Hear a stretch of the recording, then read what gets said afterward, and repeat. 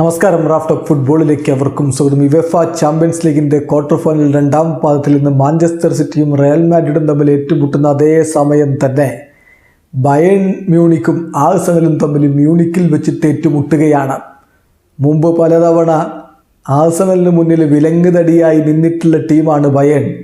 ഇപ്പോൾ പക്ഷേ അവർക്ക് ബൂണ്ടസ് ലീഗ കിരീടമൊക്കെ കൈവിട്ട് നിരാശയുടെ ഒരു സമയമാണ്. ആ നിരാശയങ്ങ് തൂത്തെറിയാൻ അവർക്ക് ചാമ്പ്യൻസ് ലീഗിൽ മികച്ച പ്രകടനം നടത്തേണ്ടതുണ്ട്. ഇന്നവർ ആഴ്സണലിനെ തോൽപ്പിക്കാൻ തന്നെ തുനിഞ്ഞിറങ്ങുമെന്നുറപ്പാണ്. പക്ഷേ ആർട്ടിറ്റയുടെയും സംഘത്തിൻ്റെയും പ്രതികരണം എങ്ങനെയാവും കാത്തിരുന്ന് കാണാം. ഇന്നത്തെ മത്സരത്തിന് മുന്നോടിയായിട്ട് നമ്മൾ കുറച്ച് കാര്യങ്ങൾ പരിശോധിക്കുകയാണ്. ആദ്യ പാദം നിങ്ങൾ കണ്ടല്ലോ, 2-2 സമനില, പെനാൽറ്റി കൊടുത്തില്ല എന്നൊക്കെ പറഞ്ഞ വിവാദങ്ങളൊക്കെ ഉണ്ടായ സംഭവം. അതൊക്കെ നമ്മൾ നേരത്തെ സംസാരിച്ചതുകൊണ്ട് വീണ്ടും അതിലേക്ക് പോകുന്നില്ല.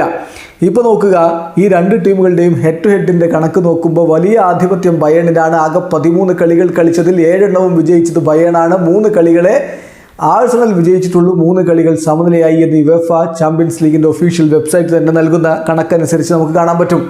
പിന്നെ കൂടുതൽ ഗോളുകൾ നേടിയിട്ടുള്ളത് ബയേണാണ്. 29 ഗോളുകൾ അവർ ആഴ്സണലിൻ്റെ വലയിലേക്ക് അടിച്ചപ്പോൾ 15 ഗോളുകളെ ആഴ്സണൽ തിരികെ അടിച്ചിട്ടുള്ളൂ. എന്നാൽ സമീപകാലത്തെ റെക്കോർഡ് നോക്കുക, ബയേൺ അവസാനമായി കളിച്ച 5 കളികളിൽ 2 വിജയിച്ചുള്ളൂ, 2 തോറ്റു, 1 സമനില. ആഴ്സണലും അവസാനം കളിച്ച 5 കളികളിൽ 2 വിജയിച്ചുള്ളൂ, പക്ഷേ ഒറ്റ കളിയെ തോറ്റുള്ളൂ, 2 കളി സമനിലയിൽ നിൽക്കുന്നു. ഏതായാലും ഫോം ഗൈഡ് കാണിക്കുന്നത് അത്ര കൺസിസ്റ്റൻ്റ് ആയിട്ടല്ല രണ്ട് ടീമും പോകുന്നത് എന്ന് തന്നെയാണ്.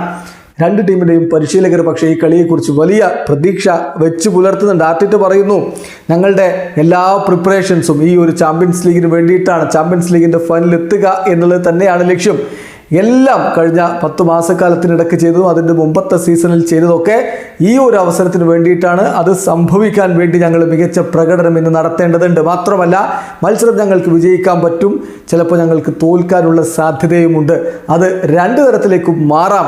ഒരു അൺബിലീവബിൾ ആയിട്ടുള്ള ജേണിയാണ് ഞങ്ങൾക്ക് ഇതുവരെ ഉണ്ടായിട്ടുള്ളത്. എന്തായാലും കിരീടത്തിലേക്ക് എത്തുന്നതിന് വേണ്ടിയിട്ട് ഏറ്റവും ബെസ്റ്റ് പെർഫോമൻസ് പുറത്തെടുക്കാൻ തന്നെയാണ് ഞങ്ങൾ തീരുമാനിച്ചിരിക്കുന്നതെന്നും മൈക്കൽ ആർട്ടിറ്റ പറയുന്നു. അതേസമയം തോമസ് ടുഷേൽ പറയുന്ന വാക്കുകൾ കൂടി നോക്കുക. അദ്ദേഹം പറയുന്നു, സർവ്വം സമർപ്പിച്ച് കളിക്കേണ്ടതുണ്ട്. We need to give everything. ആ ഒരു പാഷൻ, ഇപ്പോൾ ആദ്യ പാദത്തിൽ ഞങ്ങൾ കാഴ്ചവെച്ച ആ ഒരു ടാക്ടിക്കൽ ഡിസിപ്ലിൻ ഉണ്ടല്ലോ, അത് ആവർത്തിക്കേണ്ടിയിരിക്കുന്നു.